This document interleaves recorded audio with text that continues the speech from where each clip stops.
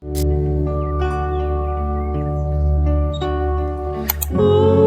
you spend your time chasing butterflies, they'll fly away. But if you spend your time making a beautiful garden, the butterflies will come to you.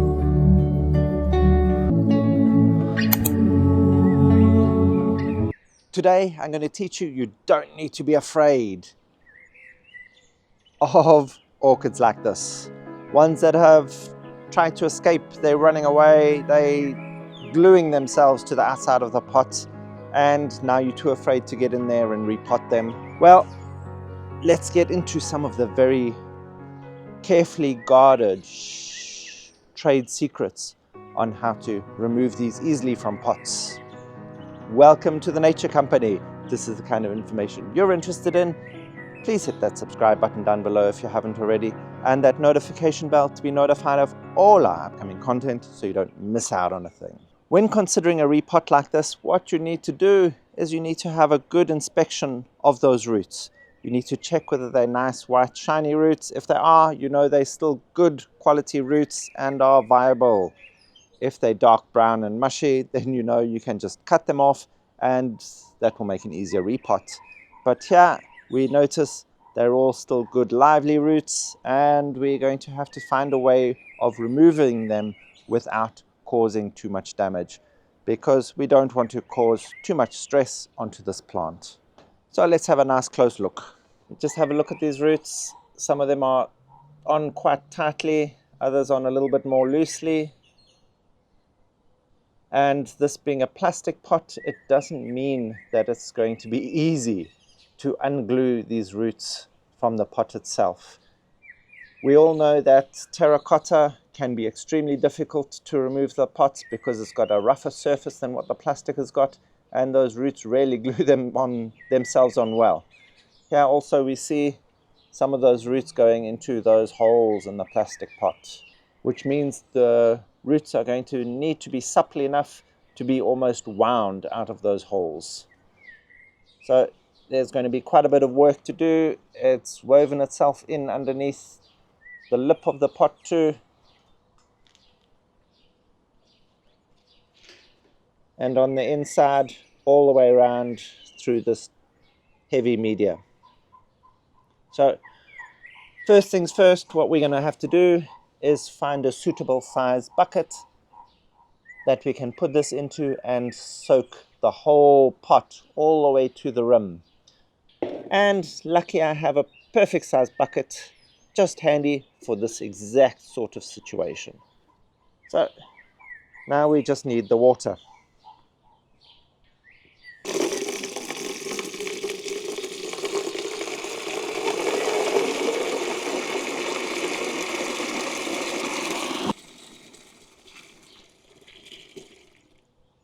Notice I filled the bucket right up to the top, and let's see what's going to happen when we place our orchid into this. So we've placed our bucket in a nice shady spot out in the garden, and let's get the orchid into this.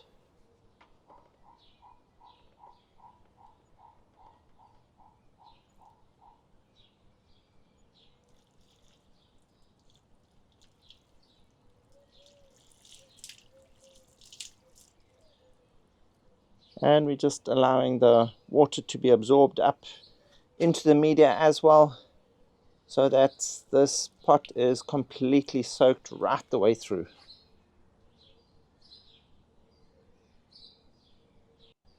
And I didn't choose a big enough, broad enough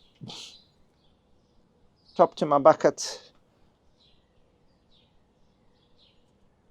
This part of the orchid's holding it out of the water. So let's rethink that, because I need that all to be in the water. Okay, attempt 2. A broader bucket. Life is never quite as easy as we always wish it was. But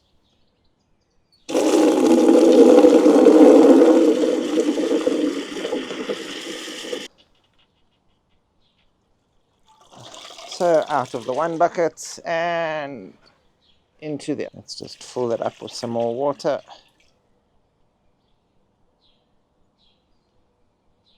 And our pot is still floating. There must be lots of polystyrene in this. Let's just find a way to weight this down. Okay, a spare cobble. No, I didn't take it out the driveway. So let's just put that down to keep that sunk into the water all the way. And now this we're going to be leaving for around 20 minutes or so, just to allow those roots really to absorb up as much water as possible. Then we'll drain it off. So we're just using normal tap water here. It's room temperature. We don't want to use warm water.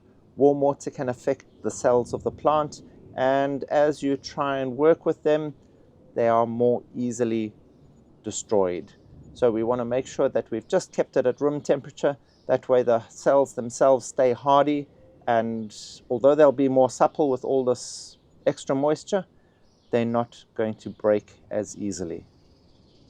So room temperature water. We'll leave that to soak and come back in 20 minutes. Also, another one of those secret ingredients is patience. We don't want to try and do this too quickly. We've got to give it the time it needs to do what it's going to do.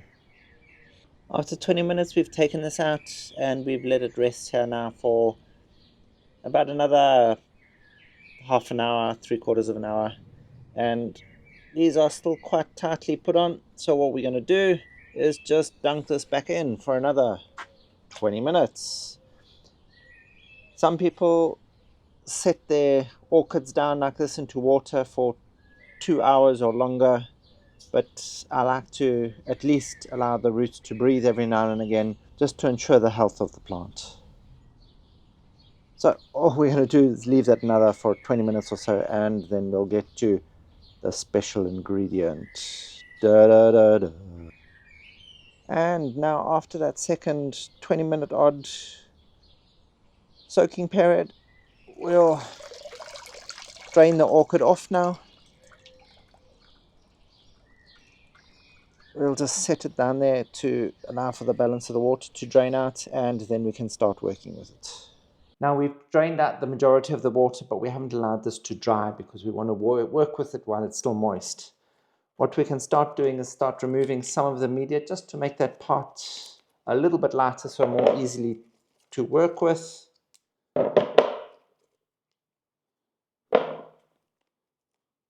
We can see this being a cattleya, the majority of the media is inorganic. It's large pieces of rock and stone and brick, and then pieces of polystyrene. So this has allowed this plant to be in this pot for a long time without it necessarily having to be repotted too often.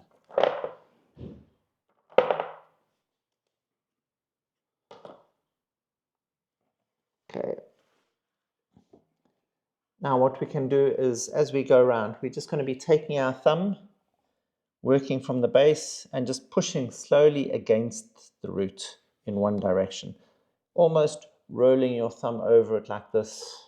Okay, we see they are coming off relatively easy, but let's go for that secret ingredient, that wonder cure that the trade doesn't want you to know about. A magic spray. This, we're just going to go around and spray lightly around the outer edges of the entire pot. Just spray around the orchid roots, and we're going to leave that between 2 to 5 minutes.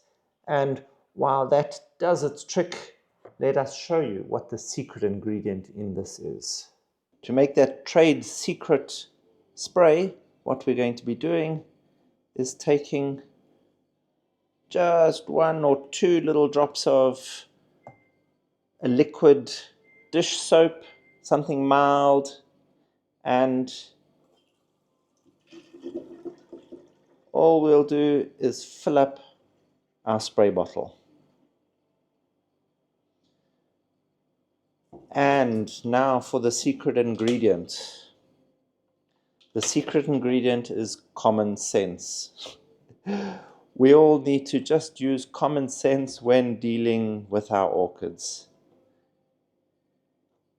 Easier said than done sometimes, but if we just take a moment to think about it, we'll understand what needs to be done to just look after our orchids properly. If there's a problem, there's always easy, obvious ways to solve them instead of trying to believe someone's secret, special, miracle, wonder cure. So just a little bit of soapy water to remove the adherence of those roots onto that plastic pot, and this will work a treat. And as easy as that, I'm afraid.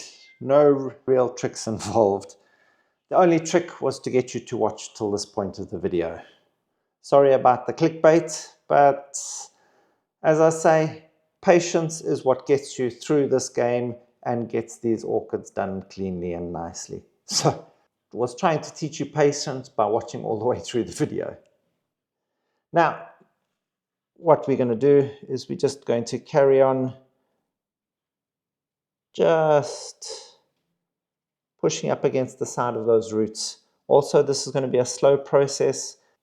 The roots are still going to be relatively brittle, and even though we've increased their flexibility, they can still break quite easily. So all the soap has done here is just reduce the adherence of the roots to the plastic pot, and it's just making them slide off a little bit easier.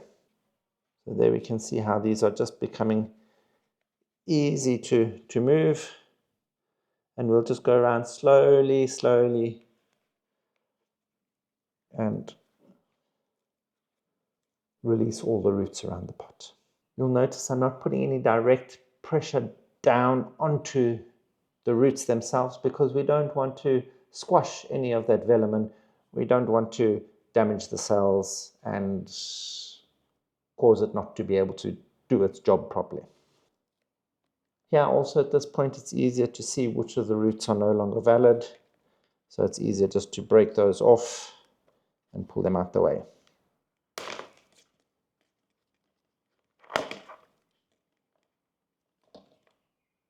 We can also tip the pot upside down to try to get rid of any more of that extra media that may be loose. Because anything that helps make it easier to do the job is... I don't necessarily like using flat instruments like butter knives and palette knives and that to get in underneath the roots, because you're probably stripping away part of the root itself. This way at least you're keeping the majority of the root intact and causing as little damage as possible.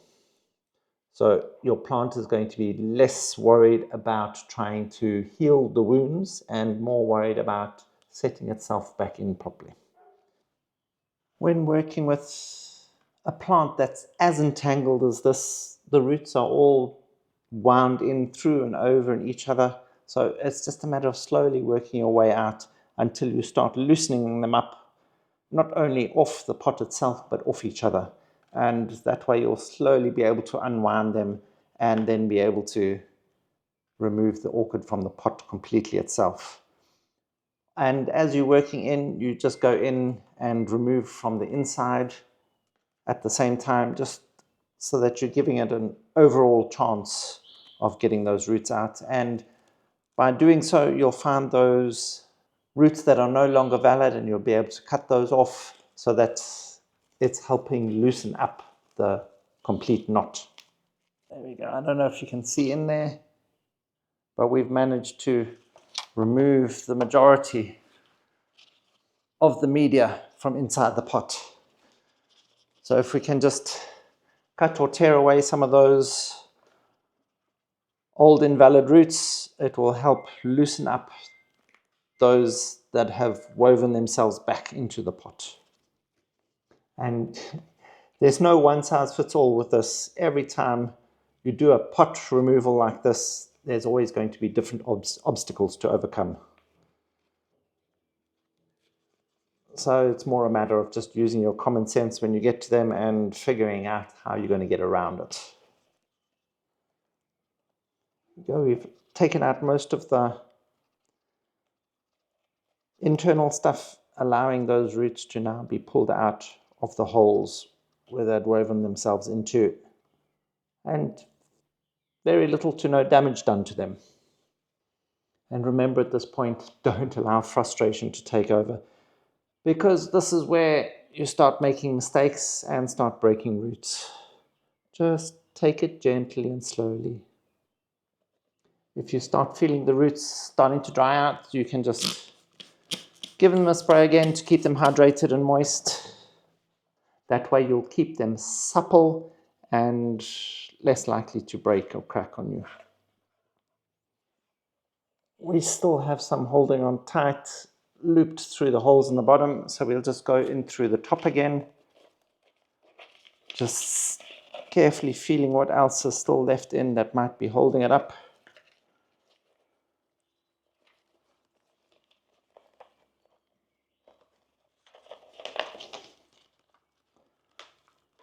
If they're attached to the inside of the pot, just loosen them up carefully there too. Often it's just pieces of media still stuck to the roots that is causing the clog. There we go. We're basically done now. Just a few extras at the top here to loosen up and wind out. And the biggest mistake you're going to do is if you're seeing roots like this that are still attached in between each other, and then you start pulling one like this, you will break it over there. So always remember to work from the outside, remove the layer by layer until you get to the ones in the middle.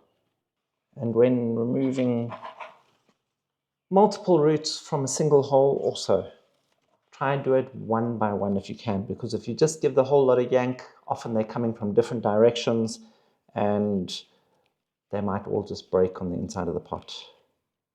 So if you can get in, just be careful working both sides of the pot, loosening up each side and then pulling them out one by one.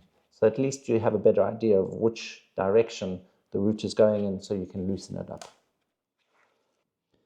There we go. One dead root that was underneath all the others that was holding everything back. And now we've opened it up nicely.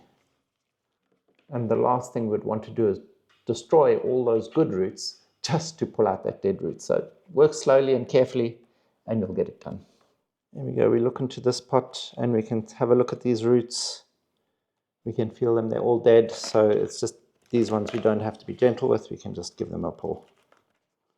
Okay, now we've got the majority of that loosened up. It's only tight up here, so we can go in from the inside and just lever the orchid forward off the pot, checking that all the roots are loose.